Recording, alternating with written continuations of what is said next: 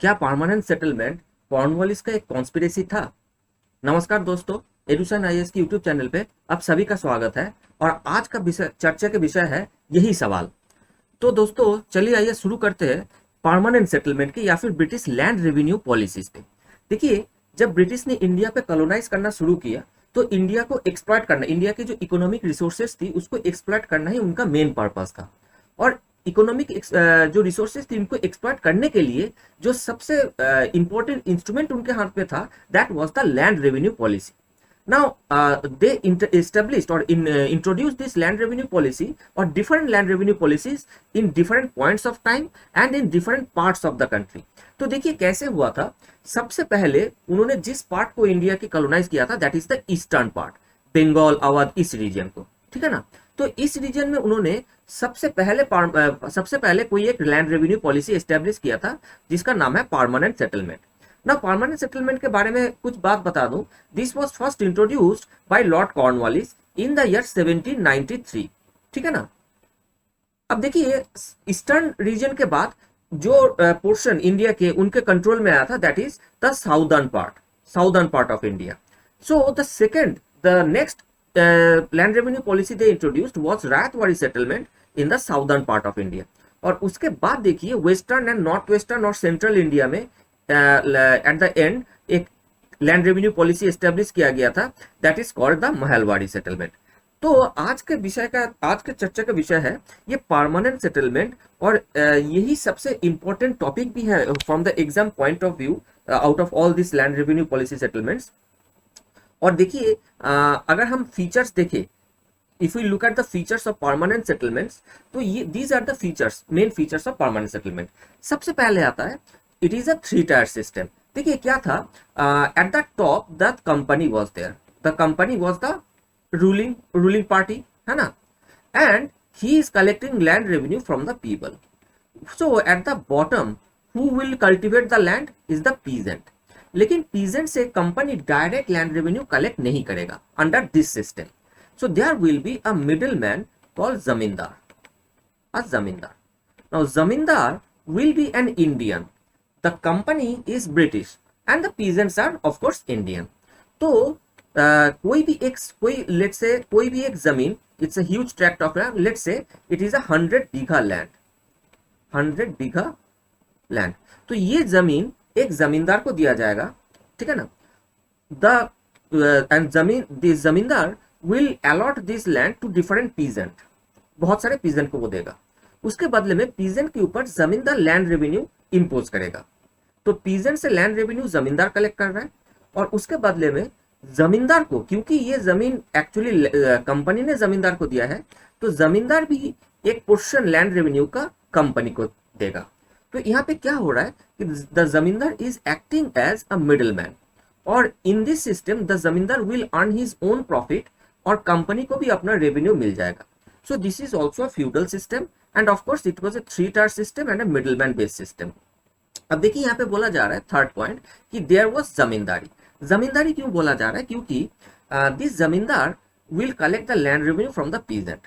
तो पीजेंट से land revenue collect करने की अथॉरिटी जमींदार को दिया गया था।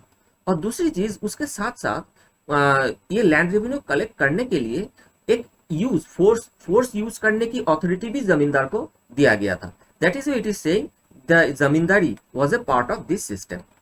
The fourth point is very important, this is also called the tenancy system. क्यों? देखिए, the company the zamindar was a tenant with respect to the company, ठीक है ना, and the peasant was a tenant with respect to zamindar. अब देखिए tenancy में क्या देना होता है? रेंट, है ना, टेनेंसी में रेंट देना होता है। तो यहाँ पे जो लैंड रेवेन्यू पीजेंट दे रहा है that is in the form of rent to zamindar. उसके बदले में देखिए जमींदार एक रेवेन्यू कंपनी को दे रहा है, तो that is also in a form of rent, ठीक है ना।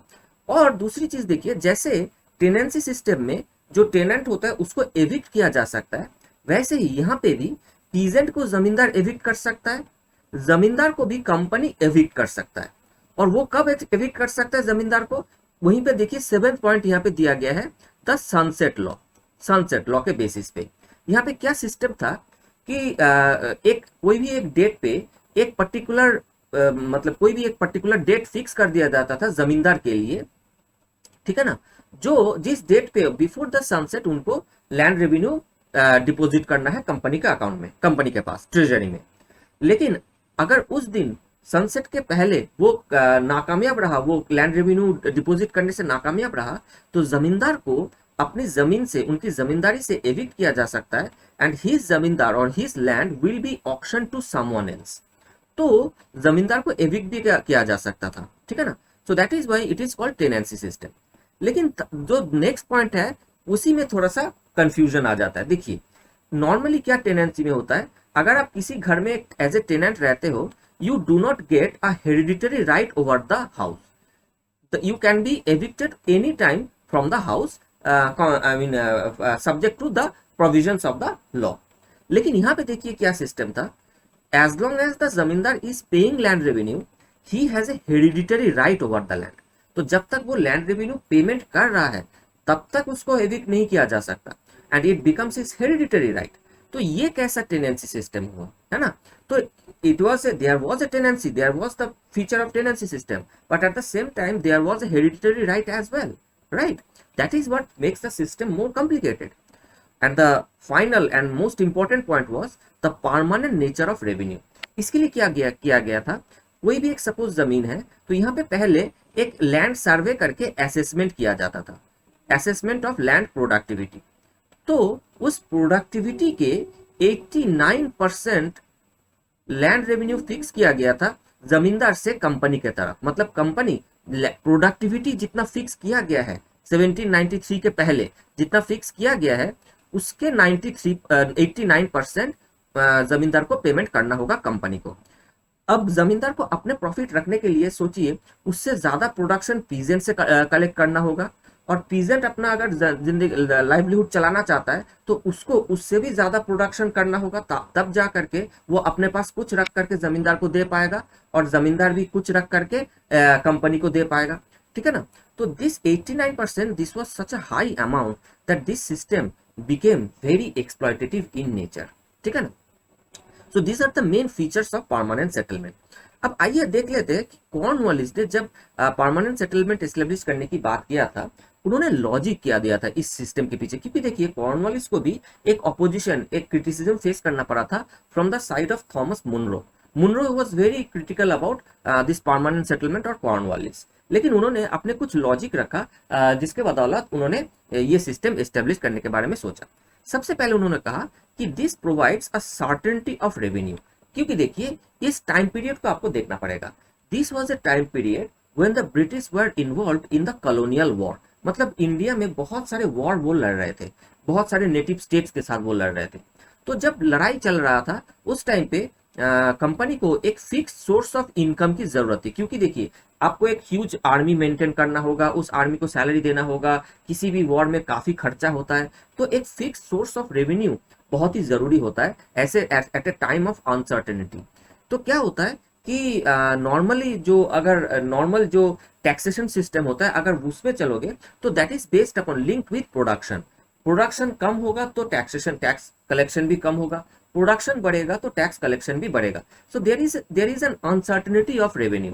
लेकिन कॉर्नवालिस ने कहा कि इस वक्त हमें यहाँ पे एक सर्टेनिटी चाहिए, एक फिक्स्ड रेवेन्यू चाहिए, इसीलिए परमानेंट सेटलमेंट एस्टेब्लिश किया गया which provides this certainty and the fixed amount of revenue. दूसरी चीज देखिए, public dealing can be avoided. अगर आप टैक्स कलेक्ट करना चाहोगे डायरेक्टली पीजेंट से, उसके लिए आपको क्या करना पड़ेगा, आपको बहुत सारे टैक्स कलेक्टर अपॉइंट करना होगा, ठीक है ना, टैक्स कलेक्टर। अब टैक्स कलेक्टर जब अपॉइंट करना होगा तो यहाँ पे दो चीज आ जाता है। एक है the collectors will have to go through public dealing, क्योंकि लोगों से डील करना होगा। अब public dealing needs the knowledge of local language and culture, जो ब्रिटिश के पास उस टाइम पे नहीं था। तो उन्होंने सोचा कि पब्लिक डीलिंग को हम अवॉइड करते हैं ताकि ये जो लोकल लैंग्वेज जो हमें नहीं पता है उसको अवॉइड किया जा सके, and this should be kept in the hand of the Indians only, ठीक है ना। अब दूसरा चीज ये था कि अगर बहुत सारे कलेक्टर को अपॉइंट करोगे तो उसको बहुत सारा सैलरी भी देना होगा, ठीक है ना। तो tax collection involves a lot of expenditure as well. That can also be avoided, क्योंकि देखिए यहाँ पे जमींदार को तो कोई सैलरी दे नहीं रहा है कंपनी। जमींदार क्या कर रहा है, जमींदार पीजेंट से लैंड रेवेन्यू कलेक्ट कर रहा है और उसी से एक पोर्शन कंपनी को शेयर कर रहा है और उसी में से एक पोर्शन अपने पास रख करके वो अपने लाइवलीहुड चला रहा है। तो इसके लिए कंपनी को अलग से कोई खर्चा नहीं है। तो ये दोनों चीज फुलफिल हो रहा था, ठीक है ना, अंडर दिस सिस्टम। तीसरी चीज बहुत ही इंपॉर्टेंट है, Cornwallis said that this provides an insularity from future revolt, क्योंकि देखिए पता तो उनको भी था कि this system is highly exploitative in nature, और जब कोई भी सिस्टम एक्सप्लॉयटेटिव हो जाता है तो एक टाइम आता है जब रिवोल्ट होता है। तो इंडिया में भी बहुत सारा देखिए बहुत सारा पीजेंट रिवोल्ट हुआ था, लेकिन जब रिवोल्ट होगा तो रिवोल्ट किसके खिलाफ होगा, रिवोल्ट कंपनी के खिलाफ नहीं होगा, रिवोल्ट होगा जमींदार के खिलाफ।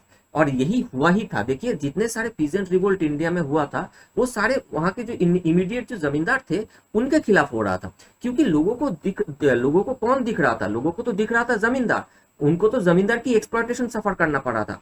लोगों को ये तो समझ में नहीं आ रहा था ना कि जमींदार के ऊपर कंपनी का भी प्रेशर है, ठीक है ना और समझ में आ भी रहा था तो ये एक साइकोलॉजी काम करता है, सामने जो दिखता है गुस्सा उसी के ऊपर आता है, ठीक है ना। So this system also provide an insularity from any probability of any future revolt, right? And the fourth logic that was given was past successful experience in Britain. तो ब्रिटेन में ये सिस्टम एस्टेब्लिश किया गया था और Cornwallis ने ये कहा था कि ब्रिटेन में ये काफी सक्सेसफुल रहा इन द फॉर्म कि this remain beneficial for all the stake holders, मतलब all the parties, that is peasant, zamindar and sarkar, government, और सबके लिए ये बेनिफिशियल था। क्यों, कैसे, देखिए जैसे जमींदार का जितना ज्यादा प्रोडक्शन होगा उतना ही ज्यादा जमींदार के लिए प्रॉफिट है, क्योंकि उनका रेवेन्यू अमाउंट फिक्स्ड है, ठीक है ना।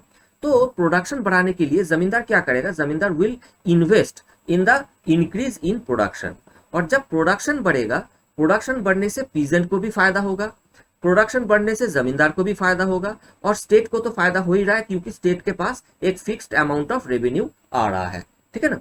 So this was the logic given by Lord Cornwallis.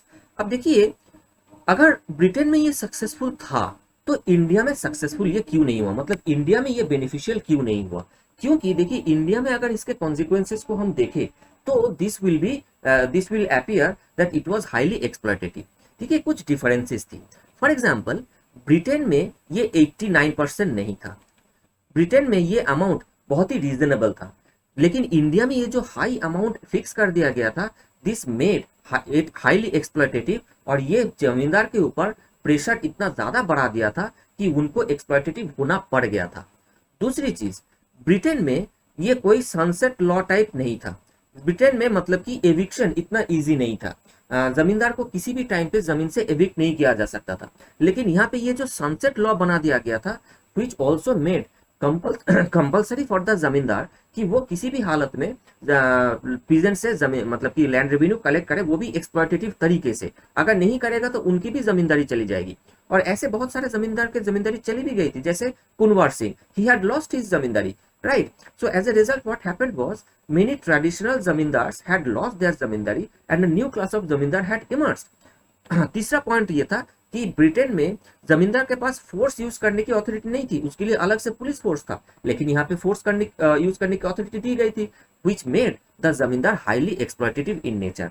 तो आई होप कि आप लोगों को इसका जवाब मिल गया होगा कि सच में ये परमानेंट सेटलमेंट कॉर्नवालिस की एक कॉन्स्पिरेसी थी या नहीं इंडिया के खिलाफ। सोचिएगा। Thank you.